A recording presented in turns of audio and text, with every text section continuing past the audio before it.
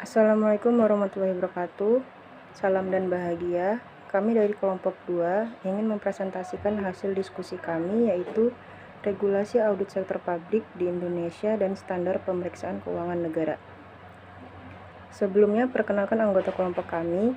Saya Anissa Putri Amri, NIM 094, Ketut Nabi, NIM 042, Agnestia Claudia Nehes, NIM 119, Maria Kurniati Refildason, NIM 126, Rifka Tunajiha, NIM 156, dan Septirto Rizky, NIM 164. Pengaturan Undang-Undang Dasar 1945 tentang audit sektor publik. Yang pertama, audit sektor publik di Indonesia diatur dalam Undang-Undang Dasar 1945. Yang kedua, Undang-Undang Dasar Nomor 5 Tahun 1973 tentang BPK. Yang ketiga, TAP MPR Nomor 10 MPR 2001 tentang laporan pelaksanaan putusan Majelis Permusyawaratan Rakyat. Yang keempat, TAP MPR Nomor 10/MPR/2001 tentang rekomendasi atas laporan pelaksanaan putusan MPR Republik Indonesia oleh Presiden, DPA, DPR, MA pada sidang tahunan MPR Republik Indonesia tahun 2002. Yang kelima, Undang-Undang Nomor 17 Tahun 2003 tentang Keuangan Negara. Yang keenam, Undang-Undang Nomor 1 Tahun 2004 tentang Pembendaharaan Negara. Yang ketujuh, PP Nomor 24 Tahun 2005 tentang Standar Akuntansi Pemerintah atau SAP. Yang kedelapan, PP Nomor 71 Tahun 2010 tentang Standar Akuntansi Pemerintahan.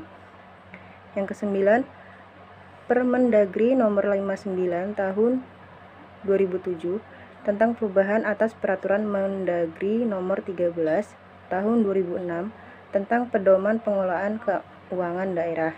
Yang ke-10, Undang-Undang Nomor 15 Tahun 2004 tentang pemeriksaan atas pengelolaan dan tanggung jawab keuangan negara.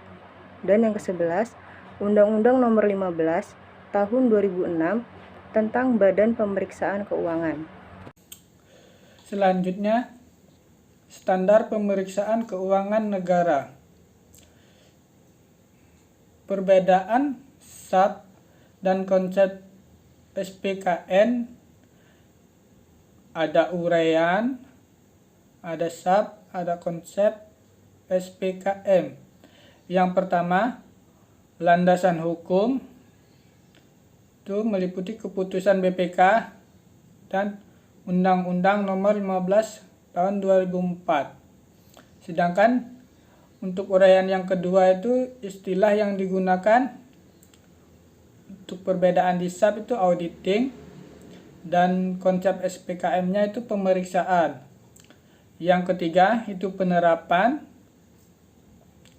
Perbedaan di SAP itu PPK plus APIP plus KAP, sedangkan konsep SPKM BPK plus KAP untuk dan ANBPK.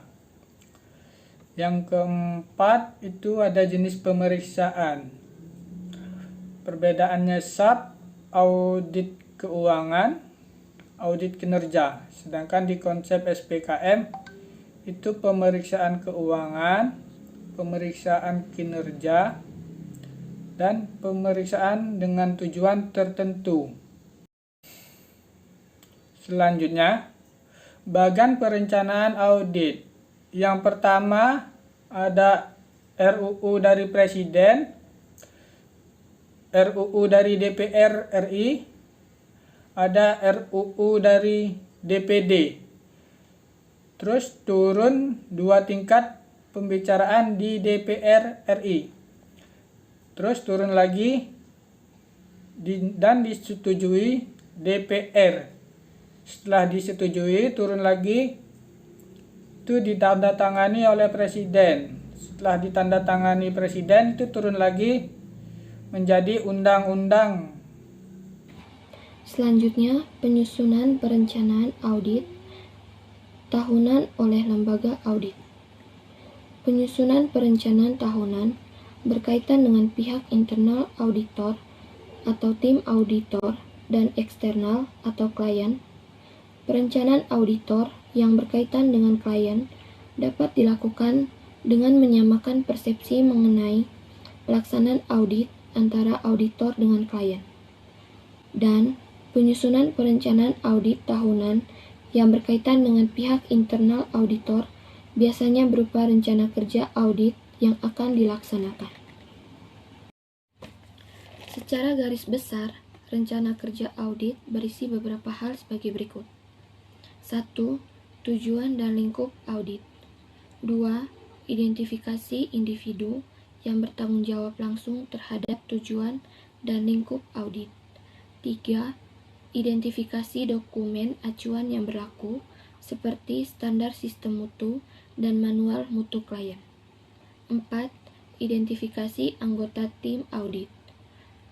5. Penentuan tanggal dan tempat audit dilakukan. 6. Identifikasi unit organisasi klien. 7. Penentuan waktu dan lama untuk setiap aktivitas audit. 8. Jadwal pertemuan yang diadakan dengan pimpinan klien. Tujuan dan manfaat penyusunan RKA. Yang pertama, sarana pemberian tugas kepada tim audit. Yang kedua, sarana pengawasan pelaksanaan audit secara berjenjang, mulai dari ketua tim sampai dengan pengenalan mutu. Yang ketiga, pedoman kerja atau pegangan bagi auditor. Yang keempat, landasan untuk membuat ikhtisar atau ringkasan hasil audit. Yang kelima, sarana untuk mengawasi mutu audit.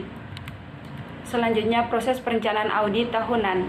Proses perencanaan audit tahunan meliputi tahun penilaian risiko dan tahapan penyusunan rencana audit. Tahapan penilaian risiko dilakukan pada awal siklus perencanaan dan difokuskan pada pengumpulan informasi risiko tentang komponen audit dan penilaian risiko dalam menyusun rencana audit tahunan. Baiklah, selanjutnya itu penerbitan regulasi tentang tim dan kebijakan audit tahunan. Tim audit didefinisikan sebagai sebuah kelompok yang terdiri dari orang-orang pilihan yang bertanggung jawab untuk melakukan audit terhadap departemen atau organisasi. Tim audit terdiri dari ketua dan anggota tim audit. Ketua tim audit memiliki tanggung jawab.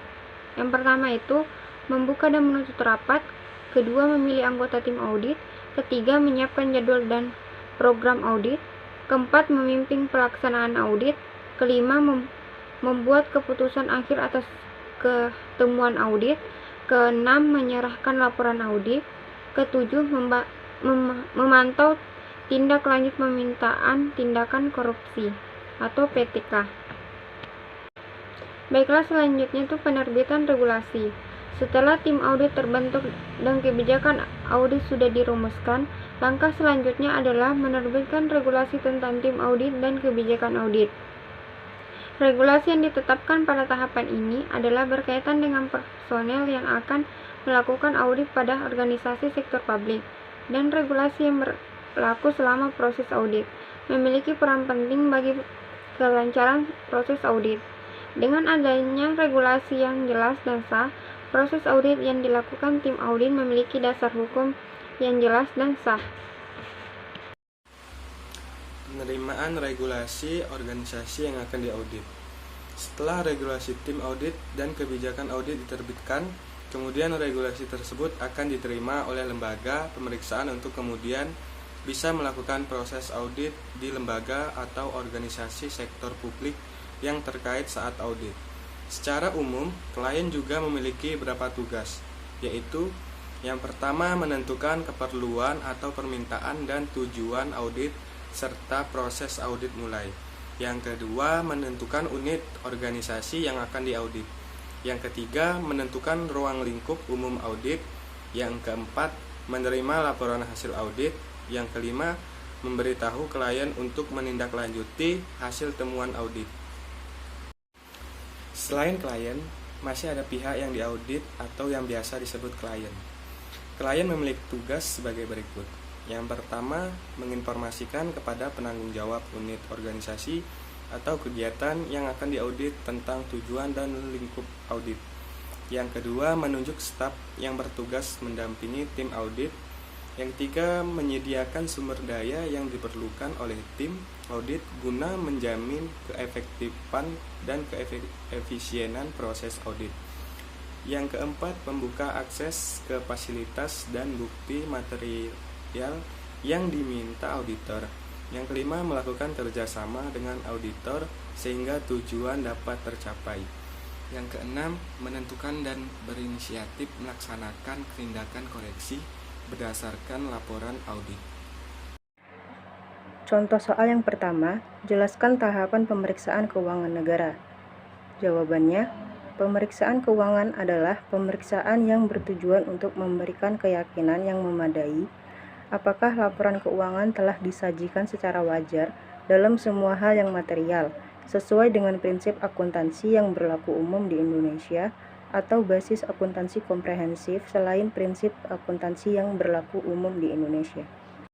Contoh yang kedua, jelaskan isi dari laporan hasil pemeriksaan. Di dalam penyusunan konsep LHP itu ada hal-hal yang menjadi perhatian ketua tim dan pengendalian teknis. Yang pertama, jenis LHP. Yang kedua, jenis opini. Yang ketiga, dasar penetapan opini. Yang keempat, pelaporan tentang kepatuhan terhadap peraturan perundang-undangan. Yang kelima, pelaporan tentang sistem pengendalian intern. Dan yang keenam, penandatanganan LHP. Contoh soal 3. Sebutkan jenis keuangan atas laporan keuangan. Jenis keuangan atas laporan keuangan terdiri. Yang kedua, laporan atas kepatuhan. Yang ketiga, laporan atas pengendalian intern. Pemeriksa dapat menyampaikan laporan tambahan sesuai dengan kebutuhan. Contoh, pemeriksaan dapat menyampaikan hasil analisis transparansi fiskal pada pengelolaan dan tanggung jawab keuangan negara. Contoh soal selanjutnya, apa hubungan regulasi dengan sektor publik? Mengapa di Indonesia dibutuhkan regulasi? Jawabannya, regulasi itu dapat diartikan sebagai sebuah aturan atau peraturan, sedangkan sektor publik merupakan suatu bagian yang berkaitan dengan penyediaan layanan pemerintah untuk masyarakat dengan tujuan demi kemakmuran dan kesejahteraan masyarakat tersebut. Dalam mencapai tujuan kemakmuran dan kesejahteraan masyarakat dalam hal pelayanan pemerintahan, maka dibutuhkan aturan-aturan yang nantinya diharapkan akan menentukan pengimplementasian pada lembaga-lembaga sektor publik itu sendiri dan berjalan sesuai dengan rencana dan prinsipnya. Tak perlu dipertanyakan lagi mengapa Indonesia membutuhkan regulasi, karena pada dasarnya kita tahu bahwa Indonesia ini merupakan negara demokratis dan sudah memiliki peraturan dari dulunya seperti UUD 1945, UU, PP, dan lain sebagainya, di mana tujuan dari regulasi itu sebagai pedoman dan acuan dalam mengatur tata kelola keadaan negara Indonesia. Kelima, apakah akuntansi keuangan negara bergantung kepada regulasi? Jawabannya yaitu, menurut kami iya, karena pada dasarnya regulasi dibuat untuk diikuti. Akuntansi keuangan negara memiliki beberapa regulasi yang misalnya terdapat pada pasal Undang-Undang Nomor 17 Tahun 2003 tentang Keuangan Negara, kedua Undang-Undang Nomor 1 tentang Tahun 2004 tentang Pembendaharaan Negara, ketiga Undang-Undang Nomor 15 Tahun 2004 tentang Pemeriksaan, Pengelolaan, dan Tanggung Jawab Keuangan Negara. Logikanya, untuk apa regulasi dibuat kalau bukan untuk diikuti dan diterapkan? Contoh soal nomor 6. Apakah ada kerugian atau keuntungan dalam pelaksanaan regulasi?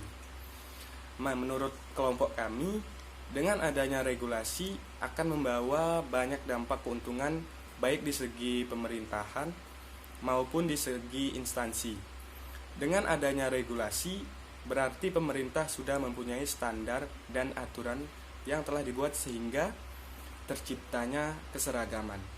Bagi instansi atau lembaga atau organisasi nirlaba yang bertujuan dalam sektor publik mempunyai acuan dan pedoman dalam hal akuntansi sektor publik. Demikianlah video presentasi kami dari kelompok 2. Apabila masih banyak kesalahan dalam menjelaskan materi, kami mohon maaf dan kami akhiri dengan ucapan wassalamualaikum warahmatullahi wabarakatuh.